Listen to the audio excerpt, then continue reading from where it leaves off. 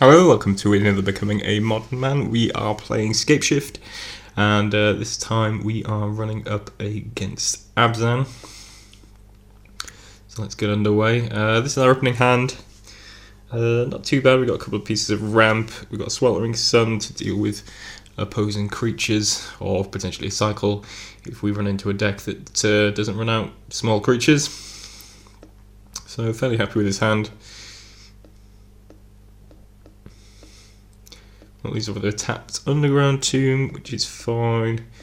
Drawn to a Sakura Tribe Elder, which is good. Some additional ramp for us. Opponent runs out a Dark Confidant, which isn't ideal because going to get to draw at least one card off of it. But I suppose we do have the Sweltering Suns waiting in the wings to sort that out. Going to play Tribe Elder. Gives us the potential to trade with the Confidant if we so desire. Grimflayer revealed off the top by our opponent. Puts him down to 18. Drops its Grimflayer as a 2-2 and a Catacombs. No attacks, so we're just going to sack the Sakura Tribe Elder here. So save ourselves a couple of points of damage there at least. And we're going to be looking at hitting the Sweltering Sun here. Fetched up a forest there. I'm not entirely sure why. Probably should have searched up a mountain. I suppose it doesn't make a huge amount of difference. So we're going to get to Sweltering Suns here and use that to clear our opponent's board. Play a fetch. Yeah, we definitely should have searched up a mountain there, not a forest. There's a Scavenging Ooze, going to eat a couple of creatures, make it into a 4-4, which I'm not too concerned about. Let's get to explore here, play an additional land, and then we can Farseek as well. So we've got 7 lands now, all ready for this prime time to come down. So opponent taps us for 5, plays a Tarmogoyf and a Treetop Village. Let's search up one land. We're going to leave one of these fetches open. That way we can use it to search up a mountain and get another Valakut trigger. We also draw into another Primeval Titan, which is pretty nice. So we're going to fetch a mountain and a Valakut for a first activation, which we're going to use to kill off this Goyf. And then we're going to get 2 more activations. We're going to play a mountain. Aim that at the Scavenging Ooze, and then we're going to sack the second mountain. Kill off the Scavenging Ooze. We probably should have killed the Scavenging Ooze first and then the Tarmogoyf, because in theory he could have eaten the Tarmogoyf and gained an extra life there. So it would have been better to do that the other way around, but never mind. Opponent tries to hit us with an Inquisition off the top, and sees we have a second Primeval Titan and decides to call it a day there, which is probably correct. Unlikely our opponent's going to be able to come back from this one. So yeah, fairly quick and easy win there. Okay, so let's have a look at the sideboard options for this matchup. So, I mean, this matchup seems generally pretty good. We could be getting Anger of the Gods as another way to clear out their guys. Obstinate Baloth is one of the cards I definitely brought in for this matchup. Highly likely that they're running Liliana of the Veil, and Obstinate Baloth is a great way to get a 3 Baloth into play with Liliana, +1. So it's very good in that sense. Also in general, Obstinate Baloth obviously good at keeping us alive. So definitely like those.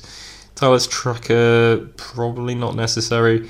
Reclamation Sage and Nature's Claim. There's not really a lot of artifacts in their deck, if any, most likely, so none of that really is particularly relevant. Relic's not bad. We can weaken their Goyfs and their Grim Flayers and other such things. So possibly worth bringing those in. Definitely bringing the Obstinate Balofs, and yeah, I think potentially we want to bring the Relic, but I don't really want to sacrifice too much of our ramp for this matchup. So I think Prismatic Omens probably come out as like the most expendable card, and then I bring in the Balofs, and yeah, maybe you can make room for Relic, maybe for the Lightning Bolts, but I quite like Lightning Bolt, I quite like Swallowing Sun. So yeah, not entirely sure what the perfect sideboard plan is. Certainly want to bring in the Balofs, and yeah, if you can make room for the Relics, they're probably pretty good in this matchup generally. So yeah, we've got some options. I'm not entirely sure what the perfect way is, but this matchup seems to be fairly good in general, so not a desperate need to sideboard too heavily, I don't think. Okay, so we're back with game 2.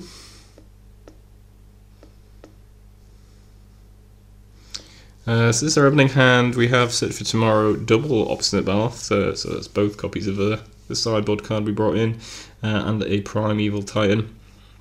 So we kind of got everything we need here. And we've got a turn 1 ramp spell, which is nice. So yeah, relatively happy with this. Opponent's going to lead off with an Inquisition, which is unfortunately going to take our ramp spell. Turn to a Farseek. I lead off with Valakut just because it's going to prevent us playing a tap land later on, and we don't have anything to play on turn 1 anyway. Opponent plays a Marsh Flats and just passes, which is probably good for us on the whole. So we're going to Farseek here. Search up a Stomping Ground, probably. Yeah. And pass a turn to our opponent. Opponent plays a Godless Shrine. Cracks another Marsh Flats into a Overgrown Tomb and plays a Fulminator Mage. Yeah. So our opponent plays a Fulminator Mage, which presumably is one of their sideboard cards for this matchup. And he's going to be able to blow up our Valakut here, which obviously isn't great for us. It sets us back a land, and our hand isn't particularly ramp or heavy, but at the same time our opponent really hasn't done anything so far, so we're sort of good on that end of things. Opponent plays a Grimflayer.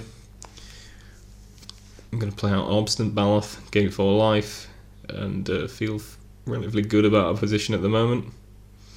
Just need to keep the lands coming. I probably plays Liliana, -2s it to kill off the Baloth, and attacks us for 2 with the Grimflayer, which allows him to manipulate his library somewhat.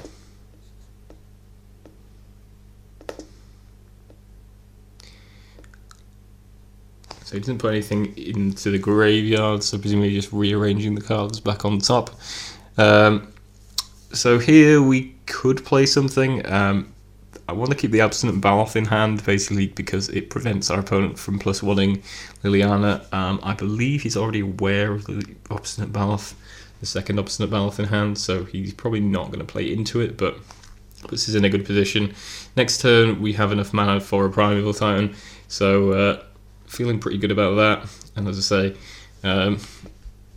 he definitely doesn't want to +1 into our Obstinate Baloth, so